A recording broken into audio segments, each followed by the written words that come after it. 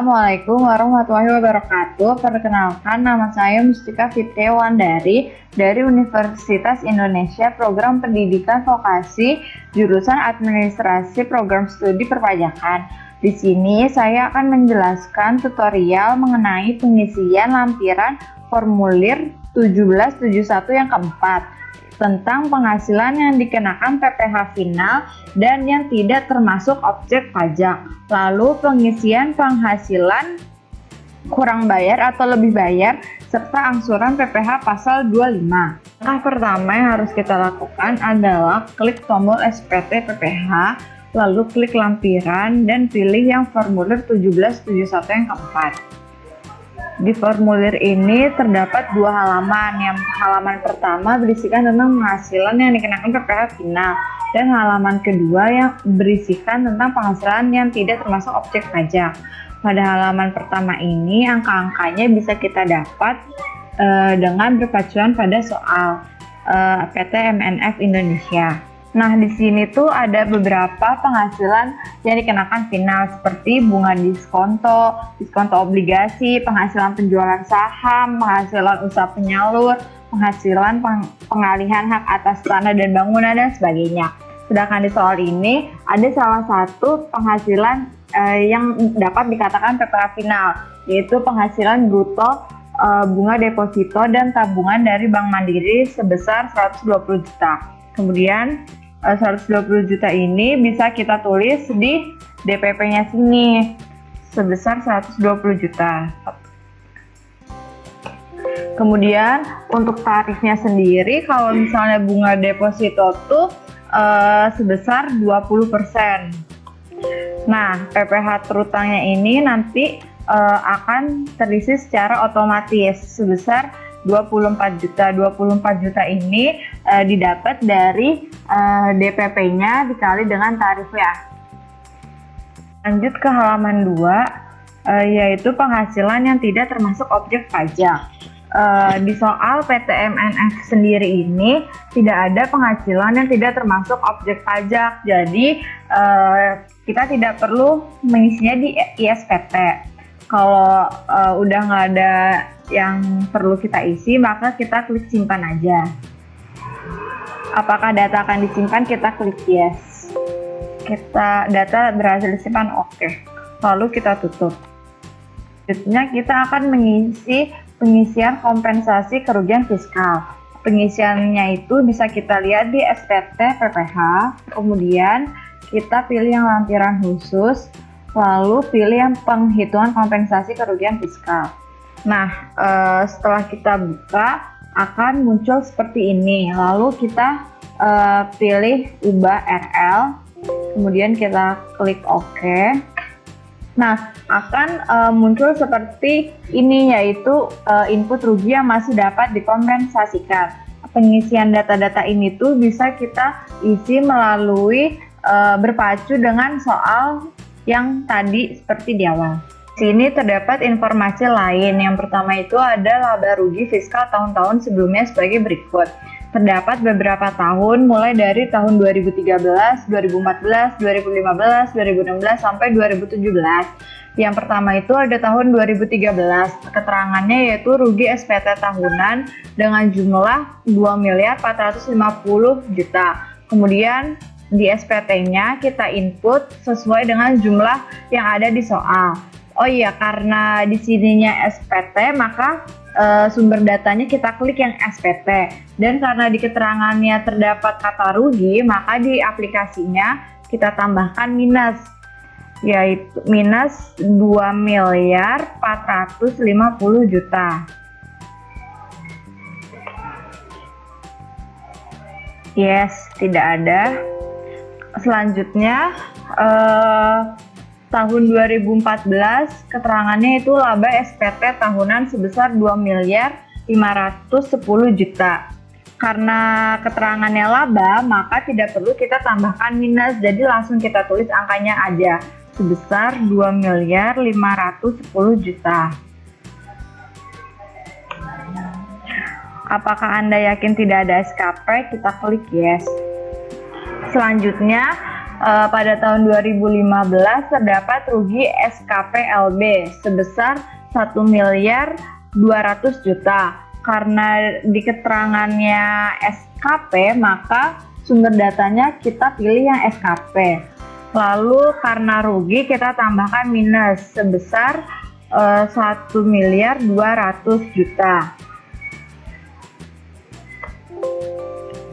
Selanjutnya pada tahun 2016 terdapat keterangan rugi SPT tahunan sebesar 2.325.000.000. Di sumber datanya kita pilih yang SPT, kemudian pengisiannya kita tambahkan minus, yaitu 2.325.000.000. Apakah Anda yakin tidak ada SKP? Kita klik yes. Dan yang terakhir pada tahun 2017 terdapat keterangan laba SKPKB sebesar 1.420.000.000. Maka sumber datanya kita klik yang SKP dan kita tulis labanya sebesar 1.420.000.000. Setelah semua tahun pajak terisi, sumber datanya juga sudah kita sesuaikan dengan di soal dan rugi labanya juga sudah kita terisi, maka kita klik simpan.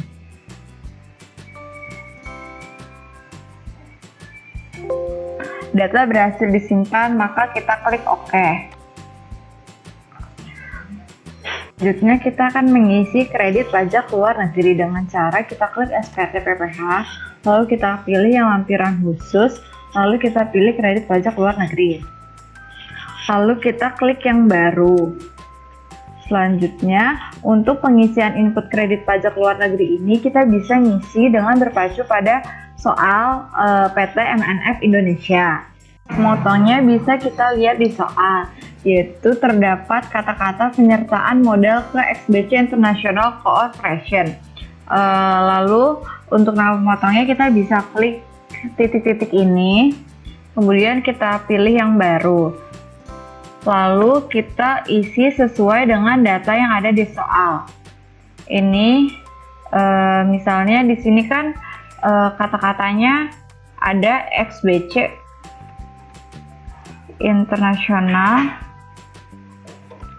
Corporation dan alamat pemotongnya ada di SXC Street IIB Bangkok, Thailand. Setelah nama pemotong dan alamat pemotongnya kita isi, lalu kita klik simpan. Data berhasil disimpan, entry data baru karena kita tidak akan menginput data selanjutnya, maka kita pilih yang no. Nah, nama pemotong dan alamat yang tadi udah kita input sudah terdaftar di pemotong luar negeri ini, lalu kita tutup aja. Untuk nama pemotong sendiri kita bisa klik tombol ini, lalu kita pilih tadi data yang udah kita isi. Kemudian untuk jenis penghasilannya kita pilih dividen, lalu mata uangnya karena perusahaan Thailand, maka mata uangnya itu baht. Kita pilih, lalu jumlah netonya itu sebesar 1470721. Kita tulis ulang di SPT-nya sesuai dengan data yang ada di soal, yaitu 1470721. Kemudian untuk tanggal pembayaran pajak berutang di luar negeri kita asumsikan saja pada tanggal 31 Desember tahun 2018. KMK-nya kita bisa lihat di soal, yaitu 441,96.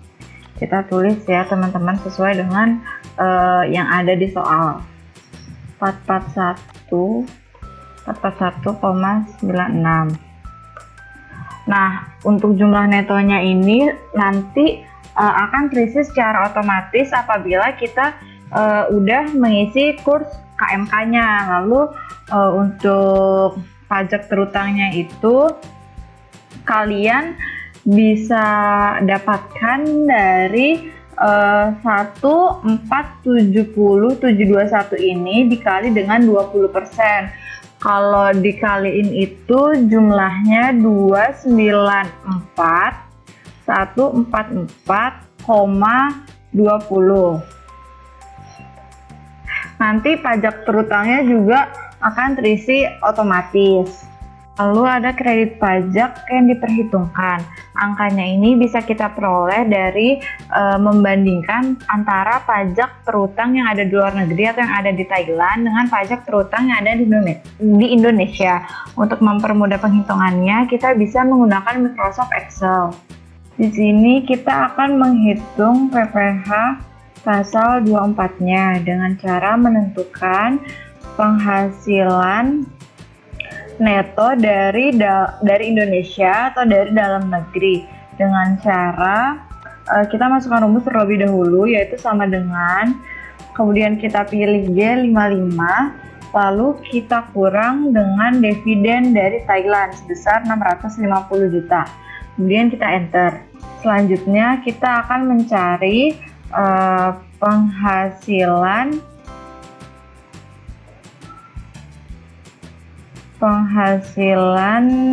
neto luar negeri.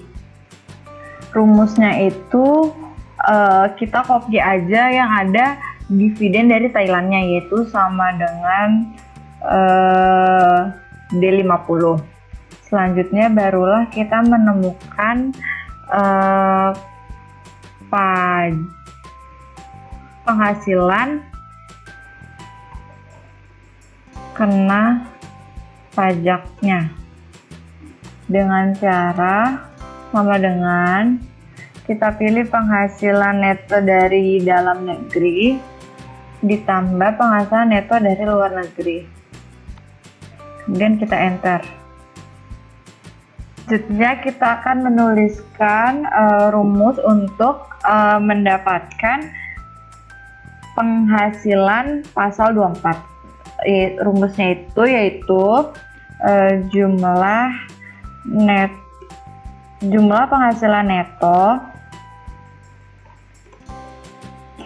yang ada di luar negeri atau yang ada di Thailand, lalu dibagi dengan PKP atau penghasilan kena pajak, kemudian dikali dengan PPh terutang. PPh terutangnya itu kita peroleh dari penghasilan kena pajak, terus kita kali dengan 25%. 25%-nya itu memang tarifnya.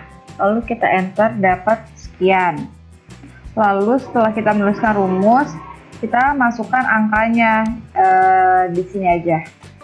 Sama dengan penghasilan neto luar negeri dibagi penghasilan kena pajak, lalu dikali dengan PPh terutang.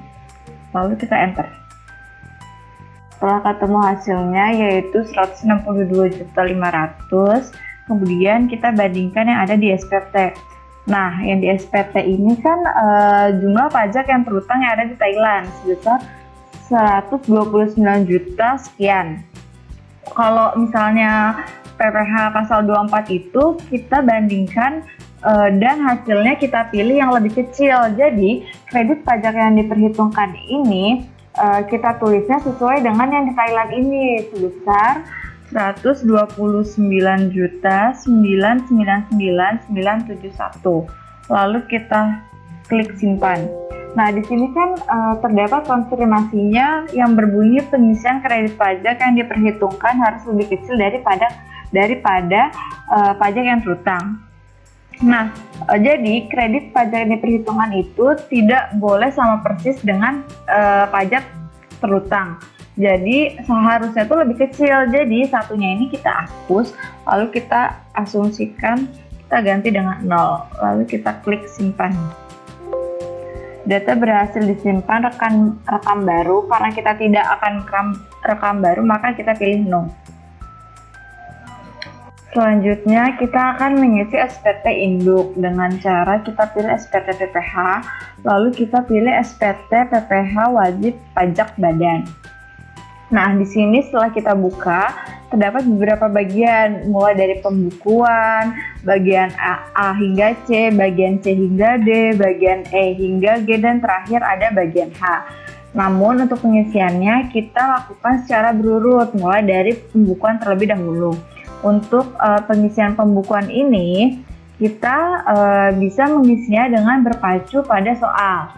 Nah, di sini di soal ini terdapat laporan keuangan dengan metodenya tidak diaudit. Maka pembukuan atau laporan keuangan jenisnya bisa kita pilih yang tidak diaudit. Lanjut ke nama kantor akuntan publik hingga NPWP akuntan publik tidak perlu kita isi, jadi nggak apa-apa kalau kita kosongkan saja. Lanjut ke nama kantor konsultan pajak hingga NPWP konsultan pajak. Nah, ini yang wajib kita isi. Di sini nama kantor konsultan pajaknya itu ada KPP Puji. Kita tulis ya, KPP Puji Johan Andi dan rekan. Lalu untuk NPWP kantornya bisa kita asumsikan saja.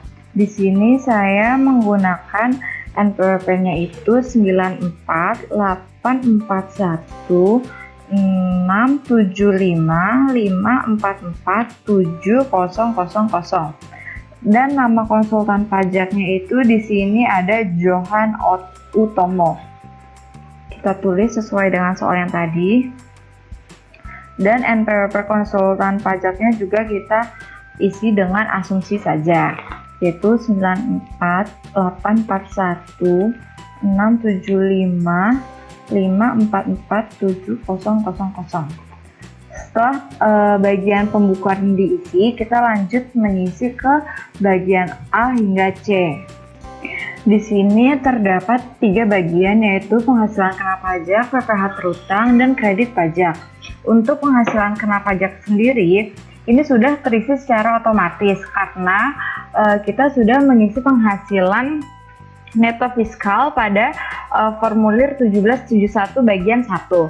Sedangkan untuk PPh terutangnya di sini terdapat beberapa tarif. Misalnya tarif PPh pasal 17 ayat 1. Kedua ada tarif PPh pasal 17 ayat 2B, dan yang terakhir ada tarif PPh pasal 31E ayat 1. Di sini saya akan menjelaskan secara singkat mengenai ketiga tarif tersebut. Yang pertama itu ada tarif PPh pasal 17 ayat 1, yaitu tarif normal atau tarif umum yang digunakan untuk wajib pajak orang pribadi dalam negeri atau wajib pajak badan dalam negeri. Tarifnya itu sebesar 25%. Sedangkan yang kedua untuk tarif PPh pasal 17 ayat 2B itu yaitu digunakan untuk wajib pajak badan dalam negeri yang berbentuk perseroan terbuka. Minimal pemilikan sahamnya sebesar 40%. Jadi tarif yang digunakan lebih kecil 5% dibandingkan dengan tarif normal atau tarif umum, yaitu sebesar 20%.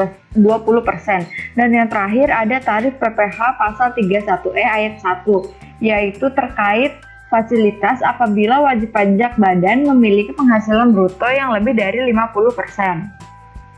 Nah, untuk tarif yang ketiga itu yaitu tarif PPh pasal 31E ayat 1 ini bisa kita isi secara manual.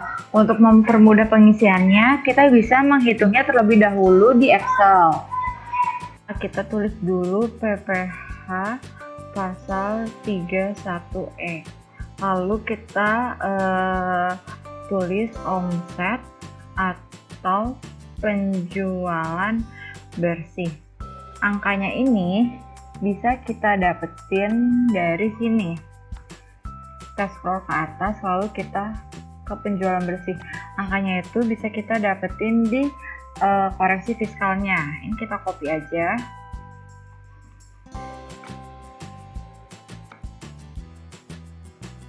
Lalu kita paste di sini. Selanjutnya, penghasilan lainnya. Kita tulis terlebih dahulu penghasilan lainnya. Angkanya ini bisa kita peroleh dari sini, yaitu dari penghasilan dari luar usaha, yang termasuk penghasilan lainnya di pasal 31E ini, yaitu bunga deposito, dividen sama laba hasil isi kurs. Untuk mendapatkan angkanya kita bisa pakai rumus sama dengan, lalu kita ketik sum, lalu kita buka kurung dan kita drag ketiga ini, lalu kita enter. Kita mendapatkan angka dari penjualan bersih sama penghasilan lainnya. Kedua data tersebut kita jumlahkan dengan cara sama dengan, lalu kita klik angka yang penjualan bersih ditambah dengan penghasilan lainnya, lalu kita enter. Setelah itu kita mencari PKP atau biasanya disebut dengan penghasilan kena pajak. Angka ini bisa kita lihat di ISPT PPh Badan. Di sini penghasilan kena pajaknya itu sebesar 6 miliar sekian. Angka ini didapatkan dari penghasilan neto fiskal dikurang dengan kompensasi kerugian fiskal. Hasilnya ini kita copy aja, lalu kita pindahkan ke Excel yang tadi. Penghasilan kena pajak sebesar sekian. Selanjutnya kita akan menuliskan rumus. Pertama itu ada rumus untuk penghasilan yang mendapatkan fasilitas. Rumusnya itu 4,8M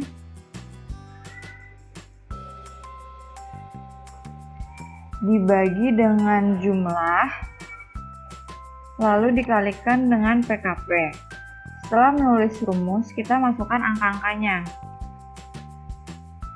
yaitu sama dengan 4,8 dibagi dengan jumlahnya 4,48 miliar, lalu dikali dengan PKP-nya yaitu 6 miliar, kemudian dikali 25%, lalu dikali lagi 50%. Setelah itu kita enter. Hasilnya dapat 77 juta sekian.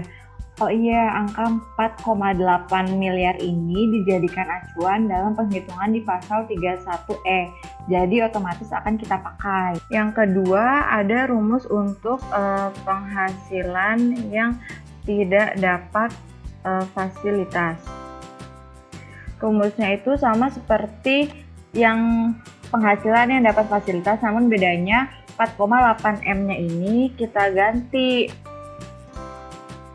dengan ini, lalu dibagi dengan jumlah dan dikalikan dengan PKP. Setelah mendapatkan rumus, kita masukkan angkanya, yaitu 43M dibagi dengan jumlahnya, lalu dikalikan dengan PKP, lalu kita dan dikali lagi dengan 25%, lalu kita enter. Setelah mendapatkan hasilnya, kedua penghasilan ini baik yang dapat fasilitas maupun yang tidak dapat fasilitas kita jumlahkan saja dengan rumus sama dengan, lalu kita klik kotak yang ini, lalu kita tambahkan dengan kotak yang ini, lalu kita enter. Hasilnya untuk penghasilan pasal 31E udah kita dapatkan hasilnya segini ya, sekitar 1M. Setelah itu barulah angka ini bisa kita pindahkan di ISPT-nya pada PPh terutangnya pada bagian sini.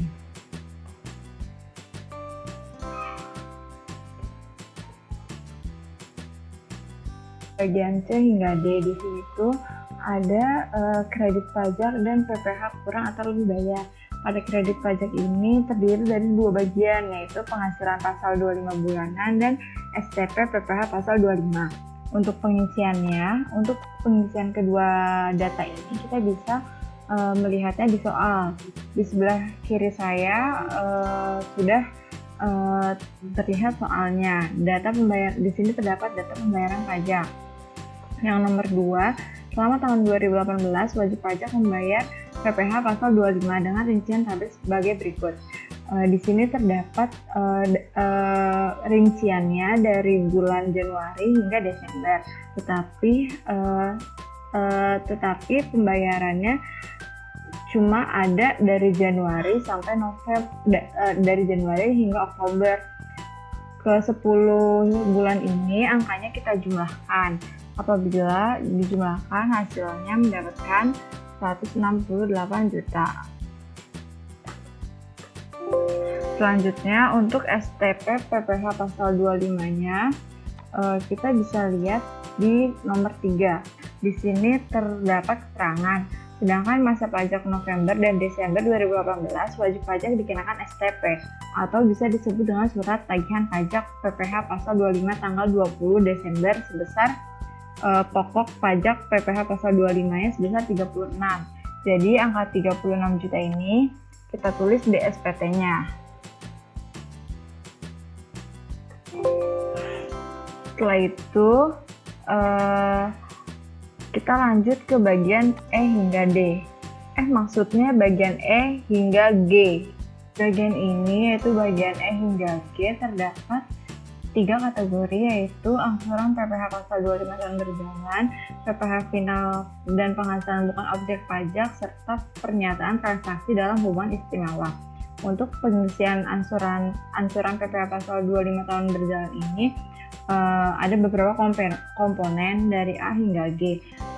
Untuk mengisi data-datanya, kita bisa menggunakan Excel untuk mempermudah mendapatkan angkanya. Pertama, kita tulis dulu untuk menentukan rumus PPh pasal 25.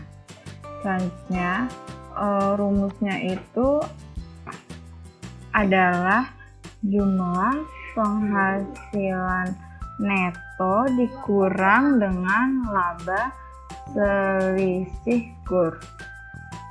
Setelah mendapatkan rumus, barulah kita masukkan angkanya. Jumlah penghasilan netonya kan 8 miliar sekian, kemudian dikurang dengan laba selisih kursnya yaitu sekian. Lalu kita enter. Dapatlah angka untuk penghasilan pasal 25 sebagai berikut, yaitu 7 miliar sekian. Kita akan mengurangkan jumlah PPh pasal 31 dikurang dengan laba selisih kurs. Setelah mendapatkan kedua angka ini, kita barulah memasukkan rumusnya. Rumus ini berpatokan pada PPh pasal 31E. Yang pertama itu ada penghasilan yang mendapatkan fasilitas. Rumusnya itu 4,8 miliar dibagi dengan jumlah pasal 31E yang udah dikurang laba kurs, kemudian dikali dengan jumlah penghasilan neto dikurang laba selisih kurs.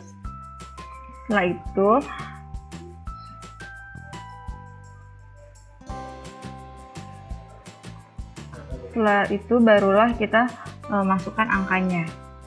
8 dibagi 7 miliar dikali 7 miliar, karena berpatokan pada 31E maka dikali lagi dengan 25% serta 25%, lalu dikalikan lagi dengan 50%.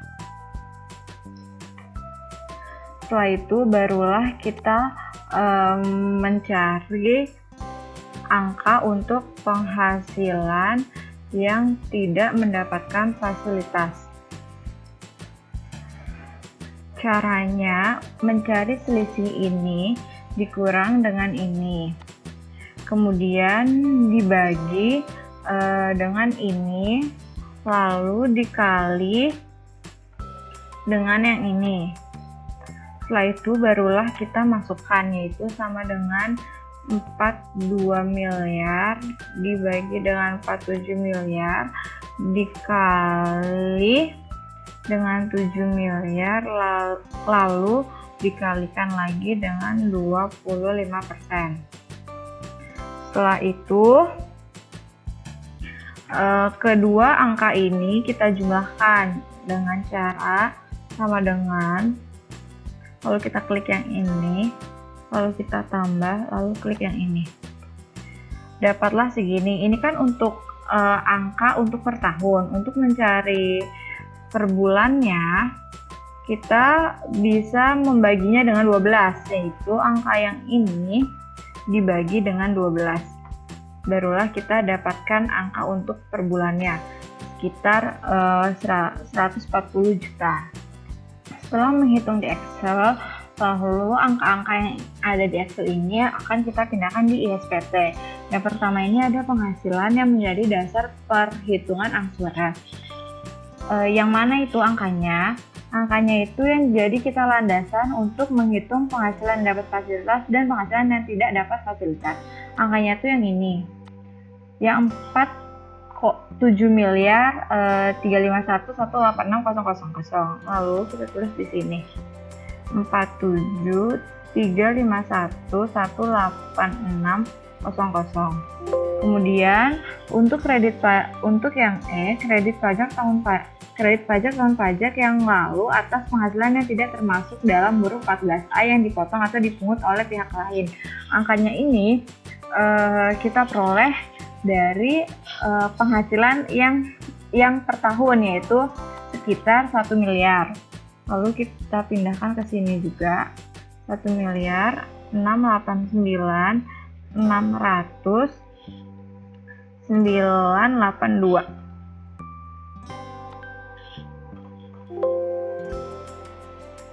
Kemudian kita lanjut ke bagian H. Di bagian H ini terdapat beberapa lampiran yang secara otomatis terdapat tanda checklistnya karena sudah kita lakukan pengisian sebelumnya. Lalu ke penandatangan SPT-nya dan tanggal lapor SPT-nya sudah benar tanggal 30 bulan 4 2018. Kemudian setelah itu kita klik simpan karena semua data dari mulai pembukuan bagian A hingga C, bagian C hingga D, bagian E hingga G, sampai bagian H-nya sudah kita isi. Lalu data berhasil disimpan, lalu kita klik OK. Setelah berhasil disimpan, kita tutup saja. Lalu selanjutnya kita akan mengisi daftar SSP dengan cara mengklik SPT PPH lalu ke daftar. Lalu di sini ada jumlah SSP yang harus bayar. Oleh karena itu kita klik baru. Di sini kita disuruh untuk menginput SSP yang ada di daftar SSP-nya. Di sini terdapat detail wajib pajak mulai dari NPWP, nama dan alamat yang sudah terisi secara otomatis. Kemudian kita mengisi kode jenis setorannya sesuai dengan yang ada di sini. Angka 200 yaitu tahunan PPh badan. Lalu untuk uraian pembayarannya akan terisi secara otomatis setelah kita mengisi kode setoran. Lalu untuk NTPN-nya ini terdiri dari 16 digit yang berisikan huruf dan angka. Kita coba untuk mengisinya, tetapi di sini nggak bisa menggunakan huruf, jadi saya lebih mudahnya harus menulisnya di Excel terlebih dahulu. 1, 2, 3, 4, 5, 6, 7, 8, 9, 10, 11, 12, 13, 14, 15, 16. Setelah itu saya copy, lalu kita paste di ISPT-nya. Dan untuk jumlah pembayarannya ini kita samakan sama yang ada di sini, yaitu 111.436.411. Lalu untuk tanggal store-nya kita asumsikan saja tanggal misalnya 21 April. Setelah semua data terisi, kita klik simpan. Data berhasil disimpan, apakah akan rekam baru, kita pilih tidak atau no. Setelah itu setelah datanya tersimpan, kita boleh keluarin aja. Sekian video dari saya mengenai tutorial pengisian ISPT PPh Badan Rupiah mulai dari formulir 1771, lalu PPh kurang bayar, dan angsuran PPh pasal 25. Kurang lebihnya mohon maaf. Wassalamualaikum warahmatullahi wabarakatuh.